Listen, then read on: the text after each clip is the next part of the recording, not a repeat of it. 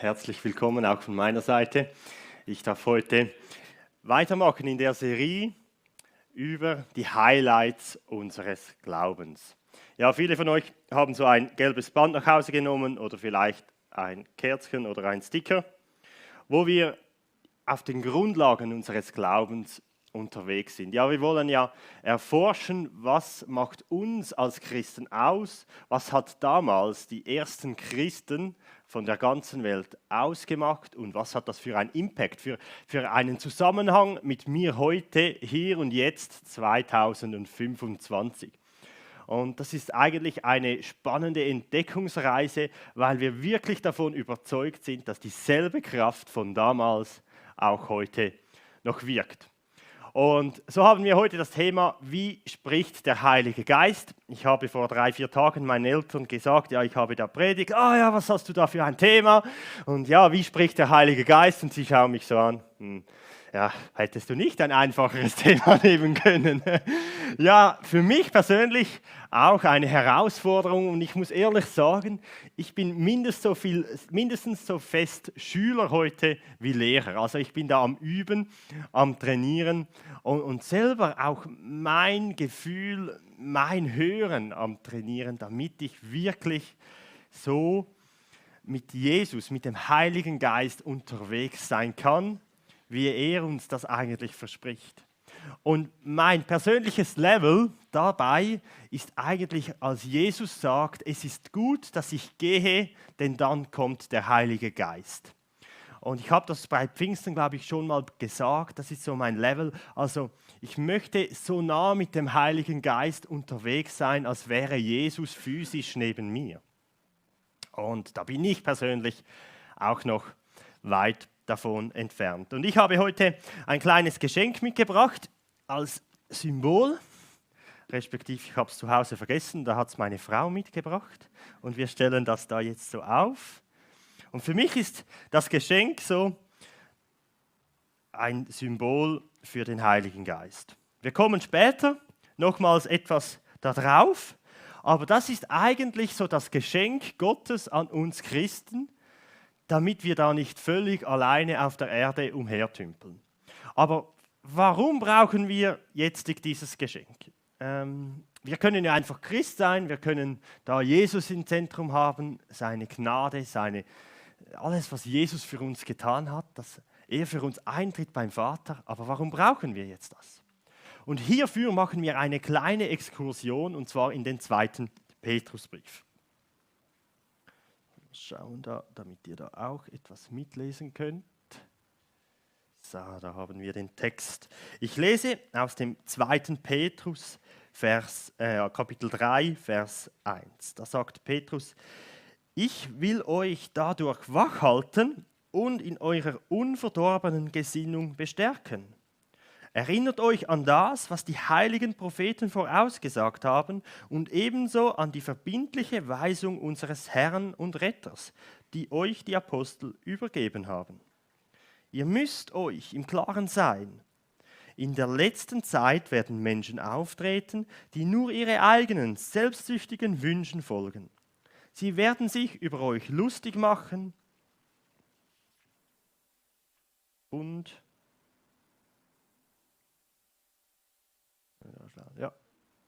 sagen, er hat doch versprochen, wiederzukommen. Wo bleibt er denn? Meine Lieben, eines dürft ihr dabei nicht vergessen. Beim Herrn gilt ein anderes Zeitmaß als bei uns Menschen. Ein Tag ist für ihn wie 1000 Jahre und 1000 Jahre wie ein einziger Tag. Der Herr erfüllt seine Zusagen nicht zögernd, wie manche meinen. Im Gegenteil, er hat Geduld mit euch, weil er nicht will, dass nur ein Mensch zugrunde geht. Er möchte, dass alle Gelegenheit finden, von ihrem falschen Weg umzukehren. Also da spricht Petrus eigentlich genau in unsere Zeit. Also wenn lange Zeit vergangen ist von diesen Highlights und wir nicht mehr sicher sind, ob das, was wir da hören und sehen oder glauben, wirklich stimmt, dann müssen wir beständig bleiben. Wir müssen wach sein und parat. Und wenn eine sagen, ja, wo bleibt er denn? dann können wir sagen, beim Herrn ist ein Tag wie 1000 Jahre und 1000 Jahre wie ein Tag. Aber vergessen wir doch nicht, dass der Herr seine Zusagen erfüllt. Und zwar nicht zögernd.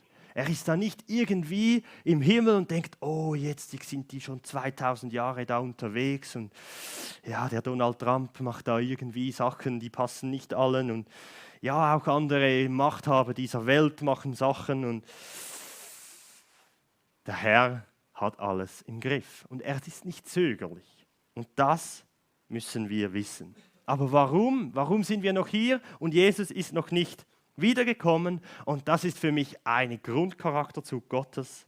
Gott möchte, dass alle Gelegenheit finden, zu ihm umzukehren. Also verlieren wir nicht den Fokus und sind wir auf ihm, sind wir eigentlich wirklich, haben wir unsere Sensoren gestellt, damit alle Menschen Gott finden. Und ich glaube, dann brauchen wir dieses Geschenk, dann brauchen wir den Heiligen Geist, damit wir nicht einfach unser Christsein da leben, in der Hoffnung auf ein zukünftiges im Himmel sein und eine fröhliche Christengemeinschaft, sondern ich glaube, damit wir ein wirkungsvolles Christsein auch leben im Alltag, da müssen wir auf die Stimme des Heiligen Geistes hören. Und darum, das ist so wie der Wegbegleiter, warum wir den Heiligen Geist haben. Ich habe im Handout auch ganz viele Eigenschaften aufgelistet, was der Heilige Geist sonst noch ist. Tröster, Ratgeber, unser Beistand. Da gibt es ganz viele Eigenschaften. Geht da suchen, was euch anspricht mit Bibelstellen.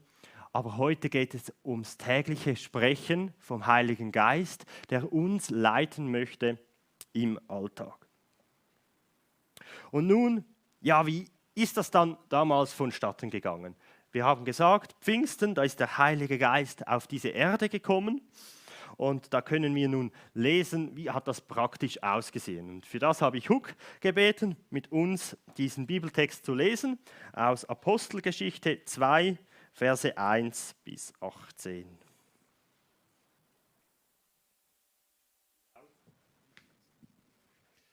Die Ausgießung des Heiligen Geistes. Ich lese aus Schlachter. Und als der Tag der Pfingsten sich erfüllte, waren sie alle einmütig beisammen. Aus ihnen entstand plötzlich vom Himmel her ein Brausen wie von einem daherfahrenden, gewaltigen Wind und erfüllte das ganze Haus, in dem sie saßen.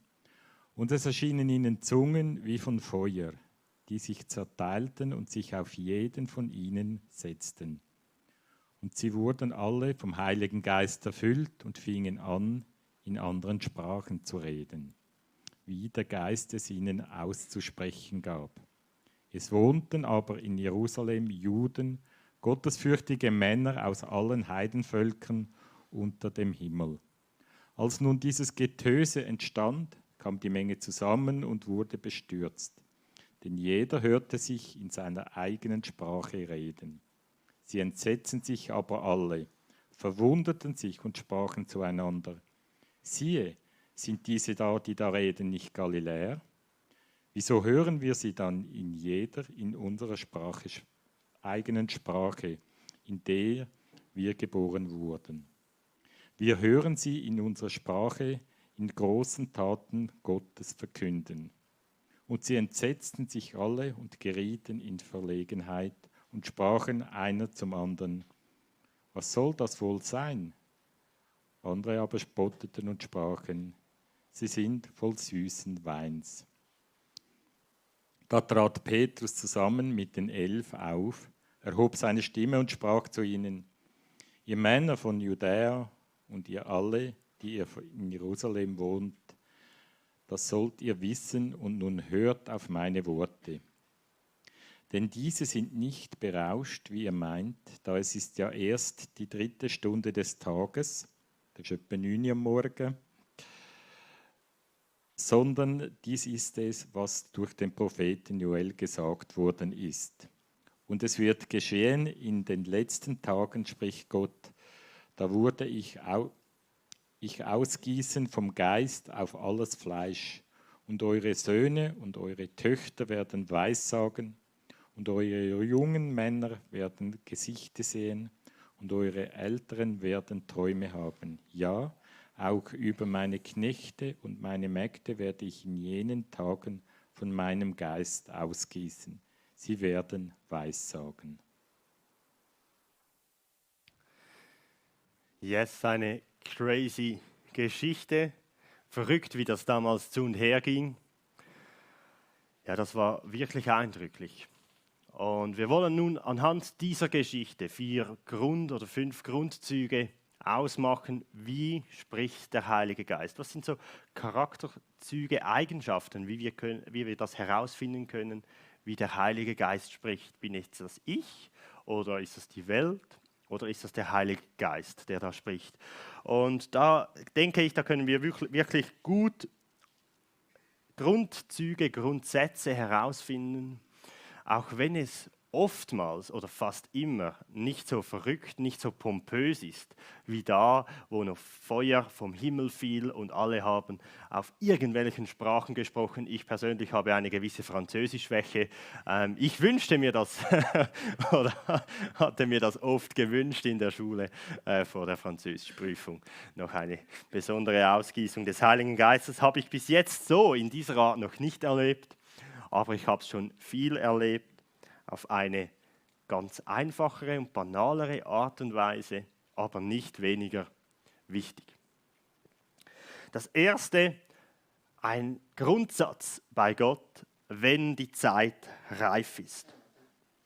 Wir lesen da, Zitat, und als der Tag der Pfingsten sich erfüllte, waren sie alle einmütig beisammen. Also sie wussten ja nicht, wann kommt jetzt dieser Ratgeber. Jesus hat einfach gesagt, ja, ich gehe und dann kommt dann auch bald, was auch immer bald heißt bei Gott, kommt dann dieser Ratgeber. Und sie waren einmütig beisammen und sie wussten nicht, was zu tun ist, aber sie waren treu in der Aufgabe, die sie damals hatten. Einmütig beisammen zu sein und zu beten und zu warten. Sie hatten auch den Auftrag, in Jerusalem zu bleiben, solange, und das haben sie gemacht. Das ist etwas, was wir grundsätzlich oft auch erleben in unserem Glaubensleben, wenn die Zeit reif ist. Und so lange trägt uns Gott aber durch. Es ist nicht so, dass wir einfach auf der Ersatzbank sitzen und warten, bis der Coach uns da aufs Spielfeld befördert, sondern wir haben da einen Auftrag beim Warten. Und zwar beisammen sein, einmütig und beten. Und Gott gibt uns immer wieder auch diese Kraft und diesen Auftrag zu warten im Leben. Und dann noch einen kurzen Abstecher zu Apostelgeschichte 1, Verse 7 und 8. Da haben wir von Philemon nämlich vor 2 Wochen gehört, er aber sprach zu ihnen, es ist nicht eure Sache, also Jesus sprach, es ist nicht eure Sache, die Zeiten oder Zeitpunkte zu kennen, die der Vater in seiner eigenen Vollmacht festgesetzt hat, sondern ihr werdet Kraft empfangen, wenn der Heilige Geist auf euch gekommen ist und ihr werdet meine Zeugen sein in Jerusalem und in ganz Judäa, Samaria und bis an das Ende der Erde. Über das hat Philemon gesprochen, über das Zeugensein. Und auch hier betont Jesus, es ist nicht euer Ding, Zeiten und Zeitpunkte zu kennen. Das fällt uns als Menschen oft schwer. Einfach das Warten und das Warten. Aber es ist etwas Göttliches und es ist nicht ein Warten auf nichts, sondern wir haben einen Auftrag, einmütig beisammen zu sein und im Gebet dran zu bleiben. Und dann eine zweite Eigenschaft, plötzlich. Das ist etwas, das erlebe ich immer wieder oder vor allem beim Heiligen Geist, Neudeutsch out of the blue. Aus dem Nichts kommt da irgendein Gedanke, ein Wort, ein Gespräch, das passt verrückt gut. Plötzlich aus dem Nichts. Hier zu Pfingsten stand einfach und es entstand plötzlich vom Himmel her ein Brausen. Also da war ein übernatürliches Naturereignis, das die Menschen alle bemerkten. Also nicht nur die Jünger, sondern auch die herum haben das damals bemerkt. Und dieses plötzlich ist so charakteristisch vom Heiligen Geist. Und das fällt uns als Schweizer, oder mir zumindest, der sehr agendagesteuert ist, doch schwer. Ja nun, jetzt gehe ich da aufs Feld, pflügen, gut 3 Stunden, vielleicht noch ein Problem, eine halbe Stunde mehr, dann ist Mittagessen, danach vielleicht sonst noch was. Und dann kommt der Heilige Geist und sagt, ja, Moment mal, jetzt gehst du da zum Kollegen und trinkst einen Kaffee und frag mal, wie es ihm so geht. Und ich, ja, und wer pflügt dann zu Hause? Aber das ist das beim Heiligen Geist. Es ist das plötzlich nicht geplante und wir müssen uns auf das einlassen. Wir müssen uns auf das einlassen. Ich habe ein Beispiel von mir persönlich, von diesem plötzlich. Ich war im Praise Camp. Ja, viele wissen, es war 2017, 18. Da im Lobpreis, habe da Lieder gesungen und da hörte ich diese Stimme im Herzen ziemlich sehr klar: Andi, ich will dich in der Gemeindeleitung. Und ich denke, nein, ich bin 27 und ich möchte jetzt noch etwas beruflich Erfolg haben und noch Spaß haben. Und ich wusste, dass die alte Gemeindeleitung damals sich am Gedanken machen war über Nachfolgegeschichten. Und ich dachte, nein, nein, vor 30 geht da gar nichts bei mir. Aber ich wusste so klar, dieses Hören, mitten im Liedersingen, aus dem Nichts kam da plötzlich diese Stimme Gottes in mein Herz. Ich würde nicht sagen, ich habe das akustisch gehört, aber so deutlich im Herz: Andi, ich möchte dich in der Gemeindeleitung. Ja, und da stand ich da und dachte, ja, wie machen wir das? Und da habe ich da noch etwas gedealt und mein Deal mit Gott war, also erstens, ich höre etwas anderes auf, ich kann das nicht zusätzlich machen.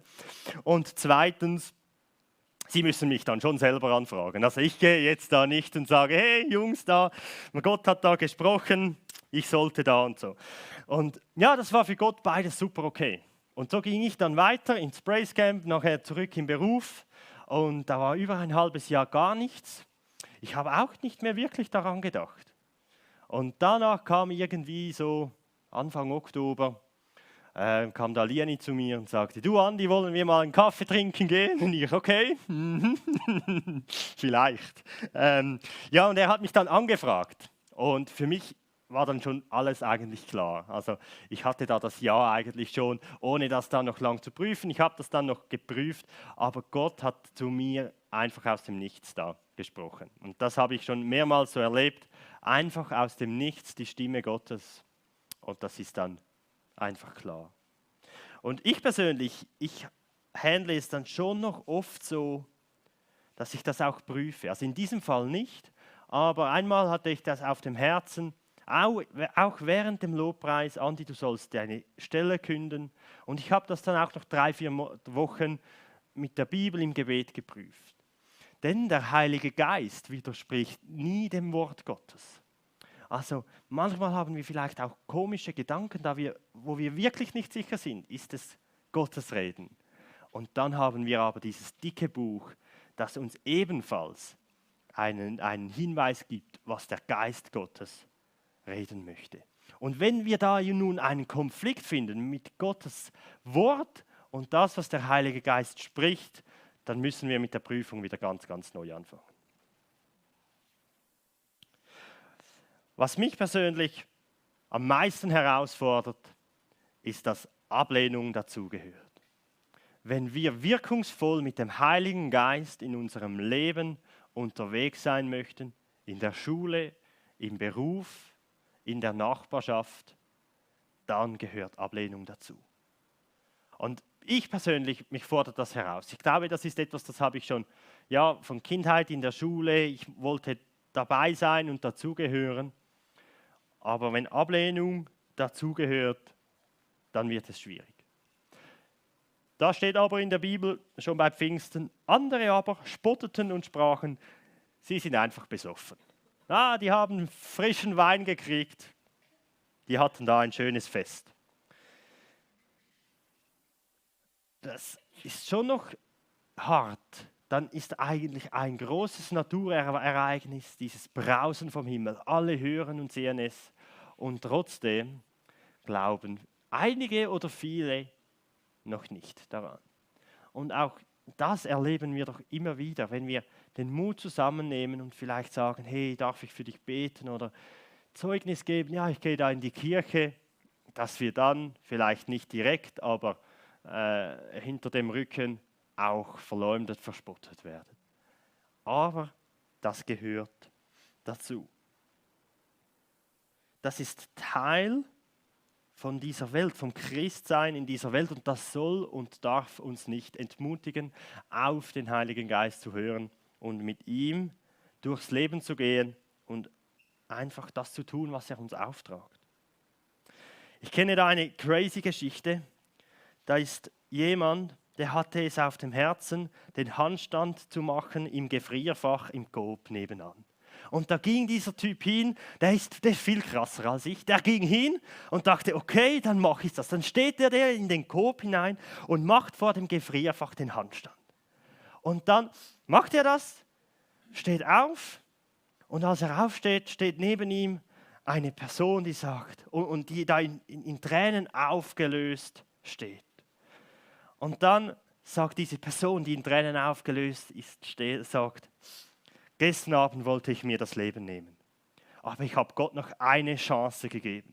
Wenn morgen im Coop einer den Handstand macht vor dem Gefrierfach, dann gibt's dich, dann möchte ich dir nachfolgen und ich gebe dir mein Leben.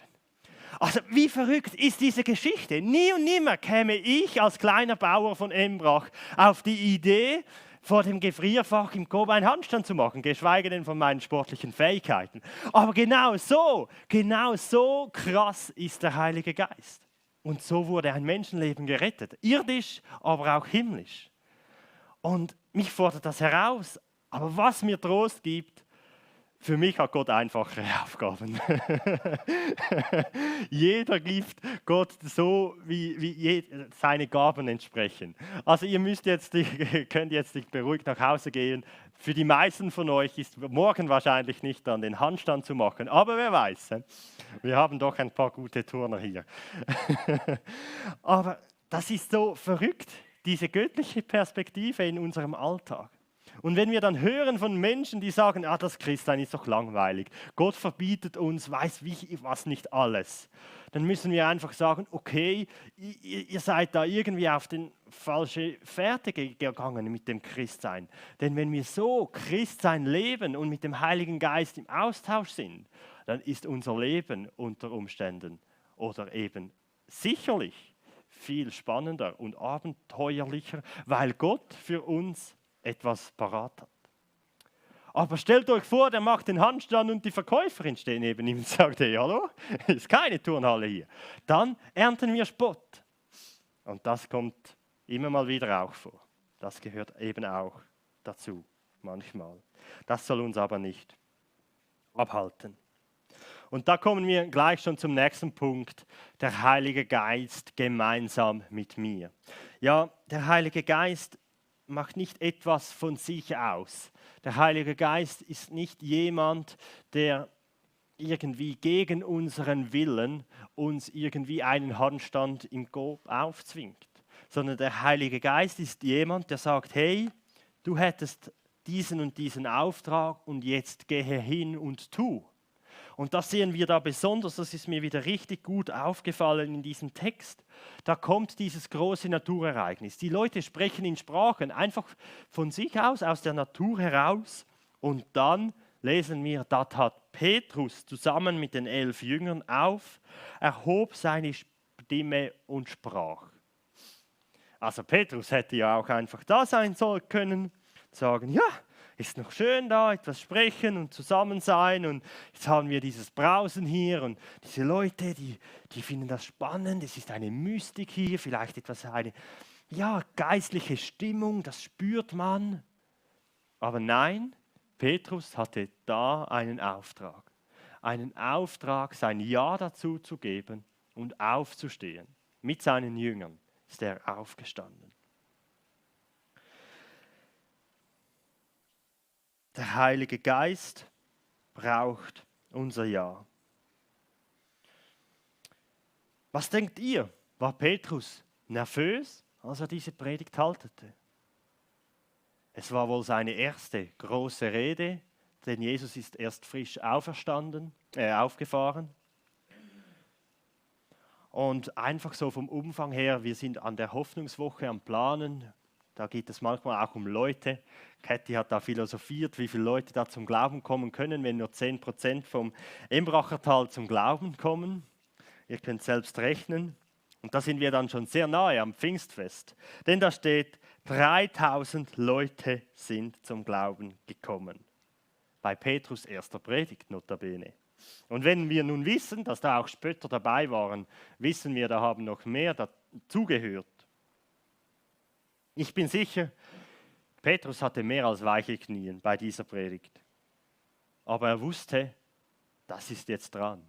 Jetzt muss ich aufstehen und für Jesus Farbe bekennen. Und all diesen Leuten erklären, dass es nicht ist, ich es bin, der diese Mystik da herbeigeführt hat. Dass nicht ich es bin, der Wunder tun kann im Gebet oder der mir Kraft gibt in einer schwierigen Lebenssituation, sondern wenn wir in einer schwierigen Lebenssituation sind und getragen sind in dieser und Leute, die nicht gläubig sind, fragen, wie es uns geht, dann dürfen wir sagen, hey, es geht uns gut. Nicht, weil wir stark sind aus uns heraus oder wir irgendwie das Gute sehen im Leben, sondern weil Gott uns trägt.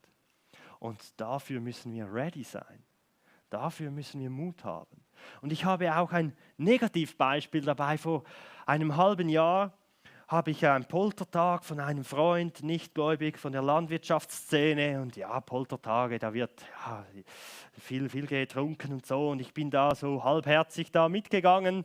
Und ich hatte da wirklich ein gutes Gespräch mit einem anderen Berufskollegen. Und ich habe irgendwie gespürt, der ist mühselig und beladen. Irgendwie, ja, wir haben da etwas erzählt und so landwirtschaftlichen Smalltalk und ausgetauscht und so. Und ich habe es dann nicht hingekriegt, auf meine Hoffnung hinzuweisen. Ich habe es nicht fertiggebracht, ihm zu sagen, hey, ja, irgendwie spüre ich, du fühlst dich da in der schwierigen Situation, hey, kann ich für dich beten oder so? Ich habe es nicht gemacht. Und jetzt habe ich der Typ, der da geheiratet hat, vor einer Woche gesehen und da sagte mir, ja, weißt du, dieser und dieser, mit dem ich am Poltertag geredet habe, ja, der hat ein schwieriges halbes Jahr hinter mir. Mit der Freundin lief es nicht mehr, der Vater hatte einen schweren Unfall beim Hof zu Hause, musste er einspringen, dabei zeitgleich war er noch in der Lehrabschlussprüfung und so. Und ich dachte, oh Mann, wie wichtig wäre es für diesen jungen Mann gewesen, wenn er die Hoffnung von Jesus gehört hätte zu diesem Zeitpunkt. Aber ich habe es nicht geschafft. Ich hab den Einstieg ins Gespräch nicht gefunden. Und ja, ich war da einmal mehr wieder mir wurde es klar, wie weit ich noch gehen muss, bis ich da bin, wo mich Gott haben möchte. Ein Sprachrohr und Botschafter für seine Botschaft im Alltag. An einem Poltertag, wo es wohl nicht um Gott geht, schafft Gott Möglichkeiten für uns im Alltag zum Bekennen. Ja, wie schon gesagt, ich möchte da auch persönlich noch einfach wachsen drin. Manchmal gelingt es mir und ich kann wirklich in das Tun kommen und Leuten helfen, etwas weiterzukommen im Leben, im Glauben oder einfach auch eine gute Tat, welche auch von Gott sein kann. In dieser Predigt von Petrus ging es um die Propheten. Er hat die Schrift ausgelegt. Und das ist auch etwas, was wir unbedingt mitnehmen müssen. Das ganze Wort Gottes ist vom Heiligen Geist eingegeben. Ja, immer wieder gibt es ganz kluge Menschen, die sagen, ja, wisst ihr, vielleicht war es auch anders. Vielleicht ist es nur eine Metapher. Vielleicht sind es nur Sinnbilder. Und das gibt es alles in der Bibel. Aber wir müssen wirklich auch darauf achten, Gottes Wort mit dem Heiligen Geist wörtlich für uns sprechen zu lassen. Eine der ganz praktischen Action Steps, die ich auch auf dem Handout aufgelistet habe, ist vor jedem Bibellesen Gott bitten, Herr, rede du durch dein Wort zu mir ganz persönlich. Was hast du mir heute durch dein Wort zu sagen? Und auch das ist der Heilige Geist. Und ganz ehrlich, vielleicht 4 von 5 Mal ist nichts Besonderes, Und das 5. vom 5-mal, da haben wir schon einmal in der Woche von den Wochentagen, spricht Gott ganz persönlich durch sein Wort zu uns ins Leben. Das sind für mich die Haupteigenschaften vom Heiligen Geist. Und mit diesen Eigenschaften möchte ich nun den Unti entlassen. Ihr dürft das nun mit Ruben vertiefen, wie ihr ganz praktisch diese 5 Eigenschaften vom Heiligen Geist erfahrt.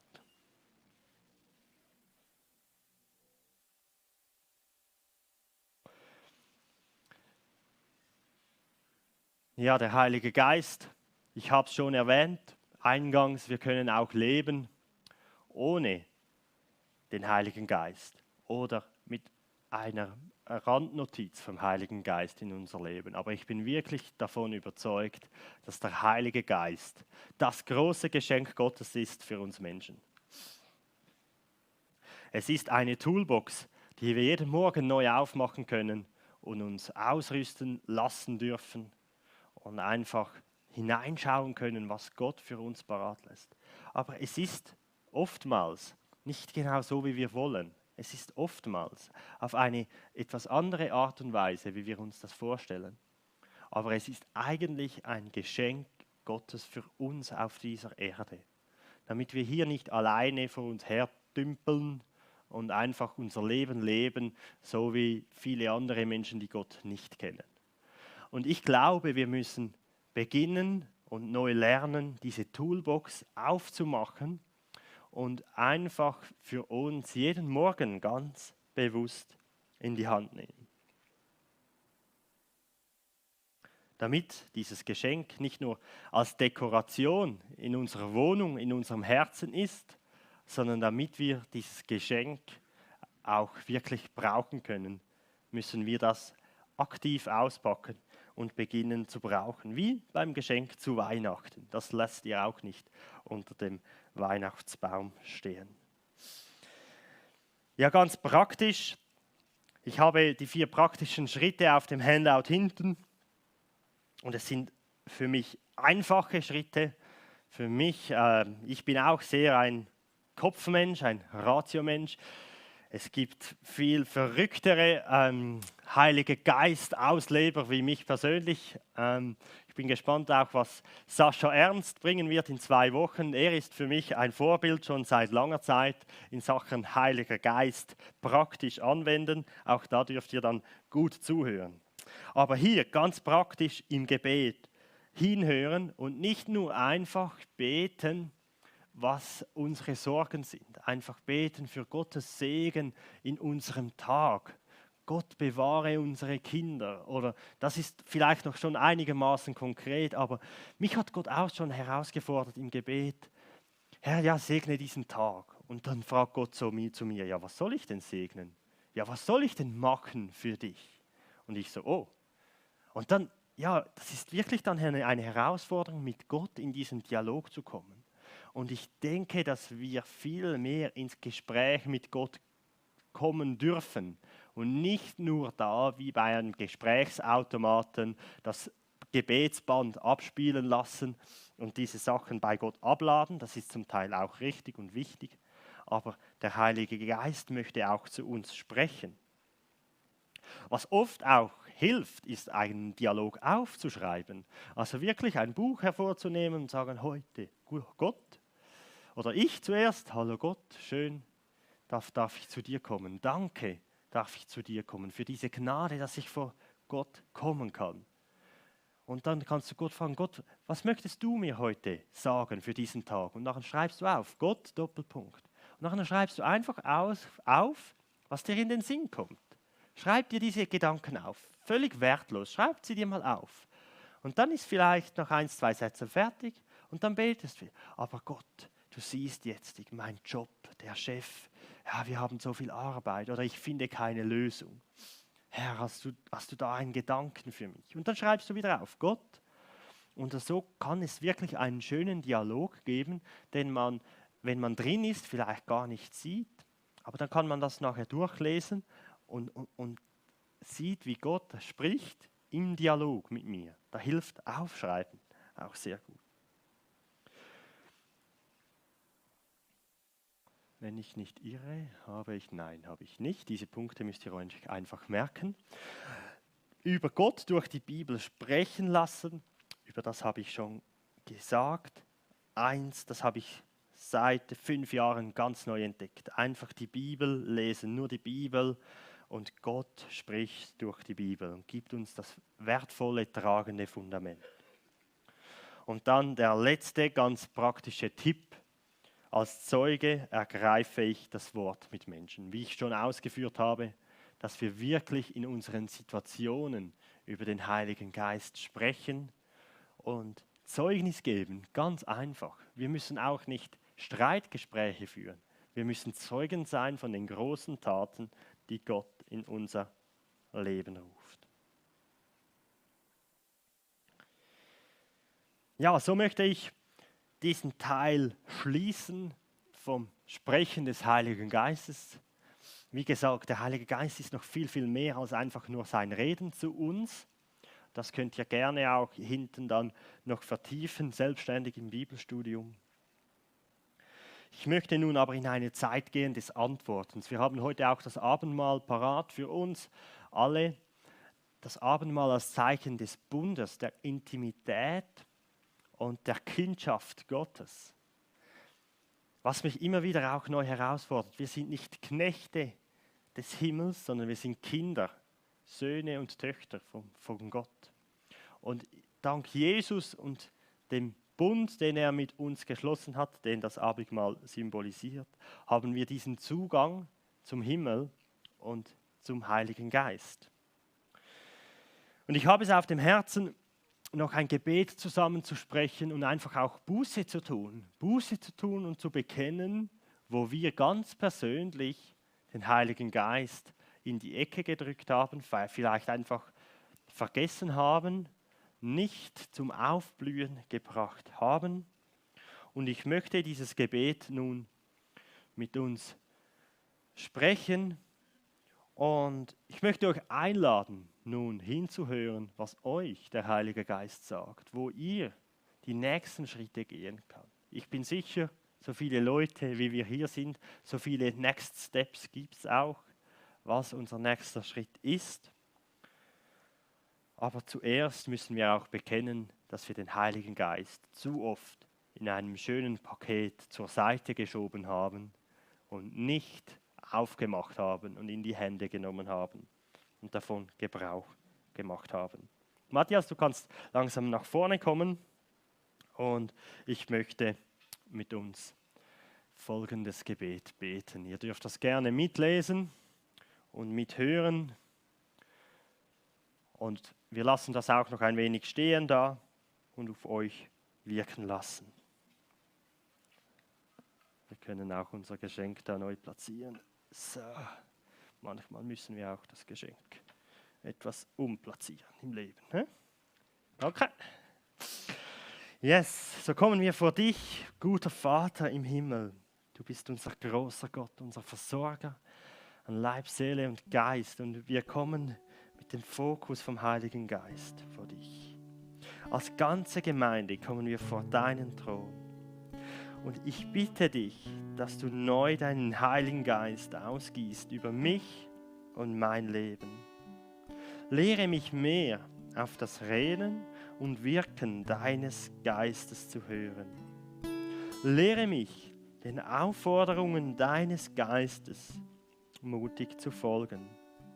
Herr, hilf mir, dein Wort klar zu verstehen und konkret umzusetzen. Gebrauch mich als Sprachrohr im Beruf, in der Familie und in meinem Quartier.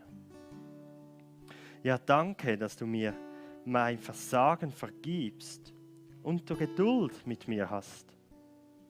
Dein Geist, Vater, darf mich verändern. Amen.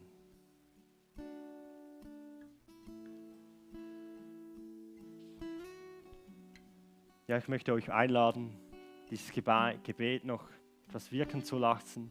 Und wenn es für euch dran ist, nach hinten zu gehen und auch Jesus Danke zu sagen für seine großen Taten am Kreuz, durch das Abendmahl. Unser christliches Leben ist viel mehr als das, was wir sehen können. Es ist viel mehr als das, was wir spüren können. Es ist diese Hoffnung, die uns durchträgt bis zum Vater im Himmel, vor seinen Thron. Der Gott, der von allen Sternen die Namen kennt.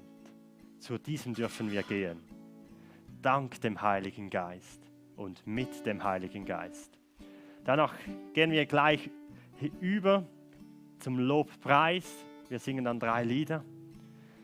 Und ich möchte euch einladen, ins Gespräch zu kommen mit Gott Vater, Jesus und dem Heiligen Geist. Amen.